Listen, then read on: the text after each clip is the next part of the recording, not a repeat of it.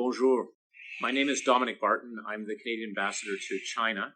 I'm speaking to you from my quarantine in Beijing, and with lots of birds and so forth in the background. It's an honor to participate with you. I wish I could do it live for the McGill Institute for the Study of Canada 25th Anniversary Conference. I wanted to speak about two things. One is talking about the time of immense change that we are in the world. A lot of that is centered on Asia, with China very much at the center of that. And second, that Canada has a very important role to play in this transition. So those are the two topics I would like to cover. Let me talk a little bit about the time of change that we're in, at least from my perspective here. I think that we are in the midst of, and we will be for at least the next 20 to 30 years, in a time of historic shift for humanity happening now. We know about the pandemic, of course. We know about climate change, which is absolutely critical for us to deal with as humanity. But there are really four underlying forces that we need to factor in as we think about this change, and then think about what I think Canada's role could be in that. The first is this economic power shift that we are in the midst of. Economic power is shifting from the west to the east, and that's by virtue of population and urbanization. But we will see the largest middle class in the world being in Asia, with China having the largest chunk of that at about 350 million by 2030. So we're seeing an economic power shift. We know, obviously, China's the second largest economy in the world. It's growing significantly. Will account for 25% of the world's growth over the next 5 to 10 years. And you're also seeing Southeast Asia emerging as a very important region with roughly 600 million people, a very dynamic, fast-growing economic area that's also very tied to what's happening in China. We'll see other regions developing. Obviously, there's the North American one, Canada, the U.S., and Mexico, and Europe. But the biggest shift has been in Asia, and it will continue to move, and that's driven by urbanization. The urbanization that's going on in China will continue to go on for many, many years in front, at least for another 15 to 20 years. It's going on in India, it's going on in Bangladesh, it's going on in Vietnam, it's going on in Indonesia. And that shift will continue, and that's leading to a larger proportion of the world's consumer class being in this region. The second major force is technology change. We are in the midst of just a dramatic set of changes, whether it be in deep technology. Forget just about the mobile internet and the digital world, which is already transforming us. There is the deep technology shift, whether it be in artificial intelligence or quantum computing and so forth, and all of the implications for bioscience and what's happening on that front. But the speed and scale of that is unprecedented. It's sort of the exponential age, and it's changing every organization everywhere in the world. And again, from a China perspective, there is a significant amount of innovation in those areas going on here. And I think that's something we also need to understand. This is not a place that's just about trying to learn from what others are doing. There certainly has been that and is that, but it's also a place in itself of innovation. When you think about the VC funds, you think about the focus on research and development from the central government and their ambition in their 14th five-year plan. And then you look at the rankings of Chinese universities, I would not say slowly, but fairly rapidly moving up the ranks globally in every field in terms of original research. So that innovation is going on here. And then when you think about that combined with the scale of the population, therefore the data that goes with that, we're going to see more of the innovation occurring here. So we need to be thinking about that in our own views, and the world needs to be thinking about that. Third is we've got a sort of a shift on the demographic side that is also unprecedented. In some parts of the world, particularly in China, is aging very rapidly. In fact, with the fertility rate being as low as it is, the Chinese population will likely decrease significantly by the end of this century. At the same time as we have an aging population here in China, also in Canada, and also in other parts of Asia, Japan, as we know, South Korea, we're also seeing a very, very young population in other parts of the world, primarily Africa and some parts of Southeast Asia. Very, very young populations. Some of the fastest growing populations will be African countries as we think about the future. And that changes economics. It changes a lot of different dimensions of how society works. And we need to understand that bifurcation, very rapidly aging here and very young in Africa and parts of Southeast Asia. And then the fourth area of change is really on the societal front. There has been extremely fast increasing inequality that is occurring. There are people that are upset with their place in the system, and that's a global phenomenon. The Gini coefficient, which measures, the sort of how the haves versus the have-nots are doing, is very bad around the world, but it's also here in China.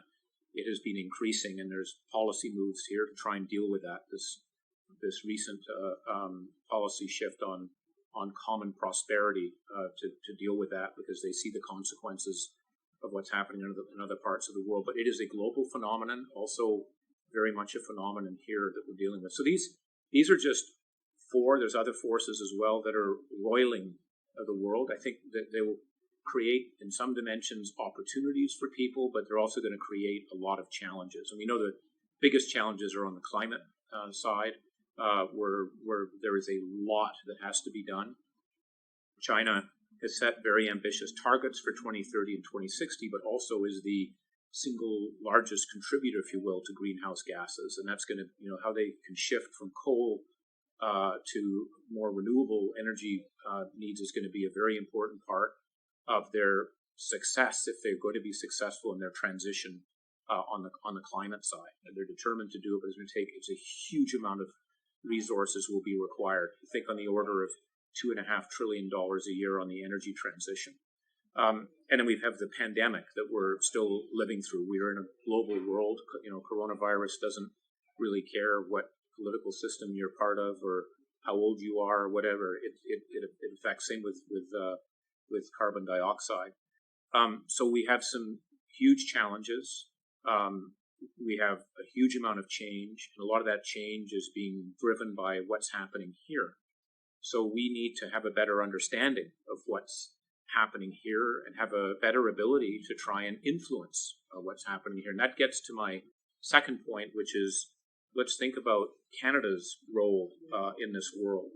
And I think we have a lot that we can bring, and we are doing, to this world of transition and where we are. And I, first of all, like to think about what are our assets. And this is not a complete list by any means. Others will have other emphases and shifts, but just to give you a sense of, at least, because sometimes when you're outside of the country, you hear what people think about our country and where we are. And I would say that if you think, first of all, it's just about we're a rich country. We just say, our natural resources, huge. I would argue we're the richest country in the world on a per capita basis on the natural resources side. Our water, our minerals, and so forth. But we also should not forget our talent, which I also think is distinctive. We may not be very large, but I think we are very good at what we do on the innovation side. And you see that in areas like artificial intelligence. You see it on innovations in clean tech. You see it in the healthcare side. I could go on. But we are an innovative economy. We're an innovative society. We are a multicultural society. We have people from practically every part of the world who are welcome and are living and can thrive in Canada. That is a very unique asset that we should not forget when we think about the world and this power shift that's actually going on. I think we're an inclusive society. We care on the healthcare side how everyone is doing, and that's an important part of our value system in what we do. We are open to immigration. That's an increasingly rare phenomenon in this world where a lot of people don't want people from outside. We, I believe, fortunately want to embrace that as we think about our own development and growth and so forth. So those are just some features which I think provide strengths for us to be able to play and have a right to play in that world, let alone the fact that we're a middle power. We're a G7 country with resources and with networks. Another aspect that I think is important to talk about, and I'm sure John Stackhouse will talk about this in the conference as well, is just our people-to-people ties in many different parts of the world. That comes from education. We have a lot of people from around the world that want to be educated in Canada. There is a very big, if I could call it, diaspora from the education system in China. We think roughly over 1 million people who've been educated in the last couple of decades of, going, whether it be in high school, whether it be English language, whether it be university, whether it be postdoc. There's a large group here, but there's also a large group in Asia, in Vietnam and Indonesia and Malaysia and Singapore. And that's a very important part of our assets and linkages to be able to influence. And then we also have a lot of Canadians who have lived abroad, as John Stackhouse can talk a lot about. It's almost like the 11th province, I think, as he termed it. But these people-to-people ties and our openness to immigration, I think, is a very important factor in us being able to influence. And I think we also have a track record through the decades of what Canada has stood up for in terms of our values. We don't back down. We want to contribute. We want to make we want to make the world a better place. We get involved. We get involved on every single dimension. So I think we also have a history that allows us to play more of a role. And so as we think about this huge transition that we're in the midst of in the world and where Canada is, I hope again that we will be pushing very, very hard for a fair and stable multilateral order. We need to have trading systems. We need to have disaster recovery systems. We need to have peacekeeping systems that are obviously multilateral, and we've got a track record, and we're going to have to double down on that, as there is a danger of the world becoming more bifurcated or polarized than where we are. We have a role in trying to, I think, ensure that we have effective multilateral organizations that are out there. The second is just also in terms of our inclusiveness and involving everyone in the growth and development of the economy. Our education systems, which I think are world class, doesn't mean we don't have to innovate and do things differently, but the fact that we can help educate a lot of leadership that's playing roles in different parts of the world, both in Canada but also outside of Canada. And one area I would just point to, again, from a Chinese experience, CETA, the International Development Agency of Canada, has had a huge impact on the world. If I could go back in time, I wish we could quadruple the budget that we spent.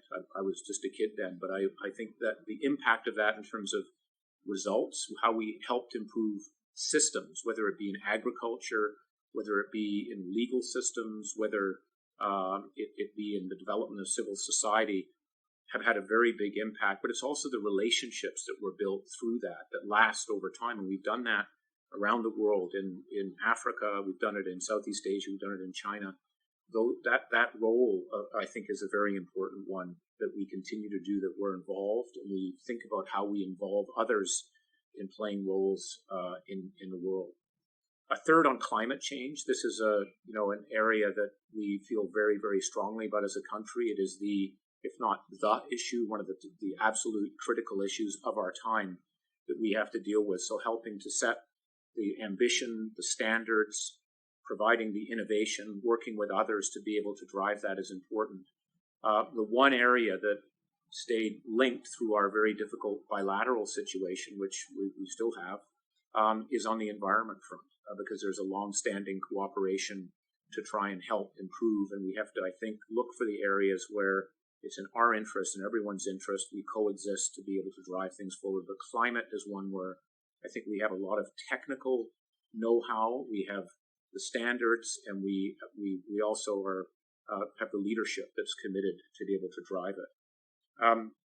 And finally, the other element too is I think we also have to think about ensuring on our education systems in Canada that we are equipped to understand how this world has changed. I think we've been too domestically focused, if you will, on some of our on the education side. We need to understand how these different parts of the world actually work, how they operate. We need to have more of our students in Canada spending time in other countries around the world, including China, to really understand how the place works, to be able to build relationships, because these places, particularly in Asia and China, are going to be here for hundreds of years as we go ahead. We need to be able to engage with both the good and the bad aspects of it, but we have to have an understanding. And I think we have to raise our game on that front. The last thing I just say is I have a number of priorities while I've been here in China, but one of the 5 priorities, the 5th priority for me here is I want Canada to have the best China desk in the G7. That means that we would have the best understanding of how this place works and an ability to try and be able to influence it. I think we have the best U.S. desk in the G7, but I think given how rapidly this place has changed and how it's going to change over time, it's incumbent on us to build a deeper perspective of all aspects of how this place works, the history, the leadership, how things change. As I said, the good, the bad, everything. We need to understand that. So I hope another element is us raising our game as a country to have a deeper understanding of these critical areas that are going to matter to us over time so we can deal with it. Anyhow, thanks so much for listening, and I hope you have a terrific conference.